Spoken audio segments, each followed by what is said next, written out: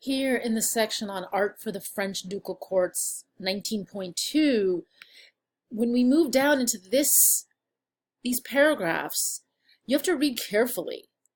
They're explaining here about the dukes who were patrons, major patrons of art, such as Jean, Duke of Berry, and they're explaining that they commissioned works from Flemish and Netherlandish painters in the fashionable International Gothic style.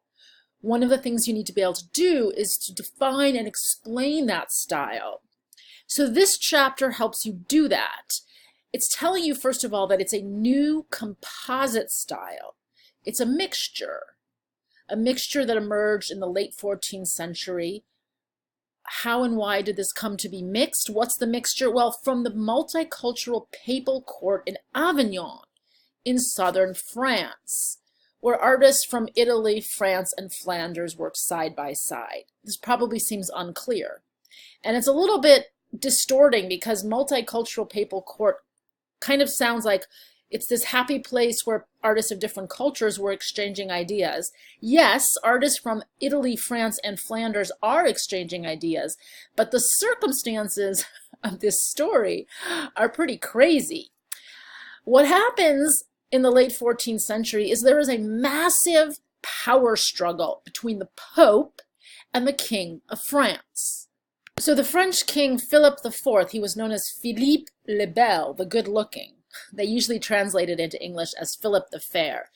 He had massive ambitions, like a lot of kings, to have more power and wealth, and he was wanting to increase taxes to fight more of his wars. He tried to connive various schemes to get more money, including taking all the taxes that were supposed to legally go to the Catholic Church.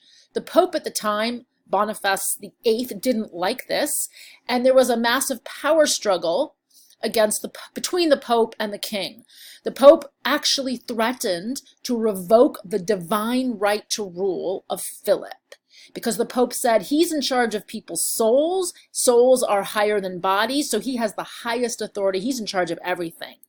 Well, Philip IV responded in a shockingly violent way. He literally killed the Pope. He kidnaps the Pope from Rome. The Pope is in his 70s, takes him to France, and the Pope is badly beaten, even tortured. This is a manuscript painting from the 1400s showing him on his deathbed, an amputee bleeding, although still with his papal crown, the name Boniface there. So what happens is Philip IV then keeps the papacy in France by essentially conniving to select the subsequent popes, who are all of French heritage and French noble family power. And this is going to last for an extended period of time and have a massive effect actually on the city of Rome, which we will see in a couple of chapters going forward. So essentially, because the Pope is headquartered in Avignon, France for generations, we get this mingling of art influence from Italy, France, Flanders. And this is the International Gothic style. So what does it look like?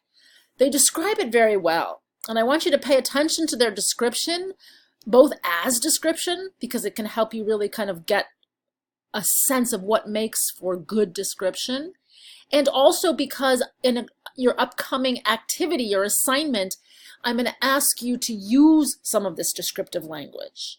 Slender, gracefully posed figures whose delicate features are framed by masses of curling hair and extraordinarily complex headdresses. They go on and talk about landscape, and architecture is a key feature because they are miniaturized. They also talk about space, how spatial recession is handled in International Gothic with rising tiled floors in rooms that are like stage sets, fanciful mountains and meadows with high horizon lines. Progressive diminution in the size of receding objects and atmospheric perspective. So really highlight and and annotate this as you will be applying it going forward.